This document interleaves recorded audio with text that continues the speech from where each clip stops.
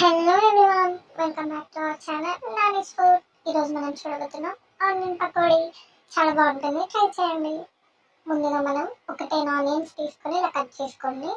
తర్వాత అందులోకి నేను ఒక 5 పచ్చిమిర్చి తీసుకొని చిన్నగా కట్ చేసుకున్నాను. ఇప్పుడు ఆ కట్ చేసుకున్న పచ్చిమిర్చి కట్ చేసుకున్న ఆనియన్లో వేసుకోండి.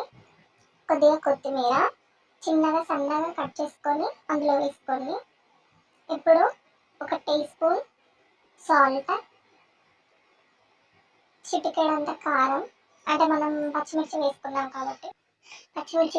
కాబట్టి చూసుకొని కారం వేసుకోండి. కొద్దిగా వాము 2 టీ స్పూన్లు వేసుకున్నాను నేను.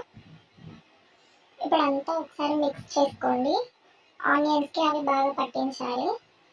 చాలామంది ఏం చేస్తారంటే శనగపిండి వేసి తర్వాత ఇవన్నీ వేస్తారు. అలా వేస్తే సరిగ్గా కలవదు. ఆనియన్స్కి అంతా బాగా పట్టించి పక్కన పెట్టుకోండి. ఇప్పుడు ఒక కప్ శనగపిండి తీసుకోండి. ఇప్పుడు ఈ బాగా కలుపుకున్న ఆనియన్ దాంట్లో శనగపిండి వేసుకొని ఇది కూడా వాటర్ లేకుండా కలుపుకోండి. ఫస్ట్ వాటర్ పోసిస్తే సరిగ్గా కలవదు.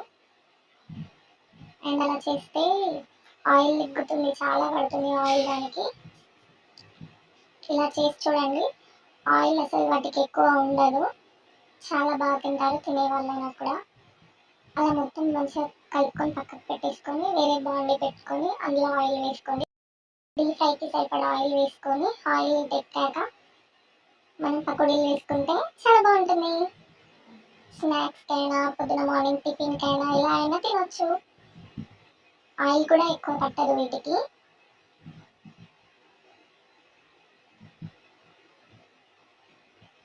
వేసుకోండి ఇలా.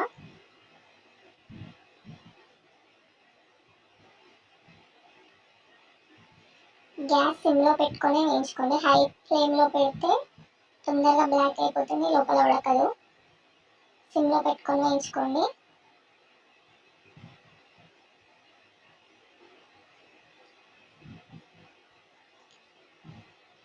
అంతే, ఇలా గోల్డెన్ బ్రౌన్ కలర్ వచ్చేదాకా వేయించుకొని ఒక ప్లేట్లో టిష్యూస్ అయినా లేదంటే పేపర్స్ అయినా వేసుకోండి. ఇలా గోల్డెన్ బ్రౌన్ కలర్ వచ్చాక ఆయిల్ లేకుండా తీసేసుకొని ఆ టిష్యూస్ ఉన్న పేపర్లోకైనా లేదంటే నార్మల్ పేపర్స్లోకైనా వేసుకోండి. అంటే ఎంతో క్రిస్పీ ఎమ్మి పకోడీ రెడీ. ఇలా చేసి చూడండి, చాలా బాగుంటుంది. అలాగే మిగిలిన పిండి మొత్తం అలాగే పకోడీలా వేసుకోండి. సేమ్ అంతే, గోల్డెన్ బ్రౌన్ కలర్ వచ్చేంత వరకు ఫ్రై చేసుకొని తీసేసుకోండి. డెఫినెట్గా చాలా బాగుంటుంది, చాలా ఇష్టపడతారు. ట్రై చేయండి. Please subscribe our channel.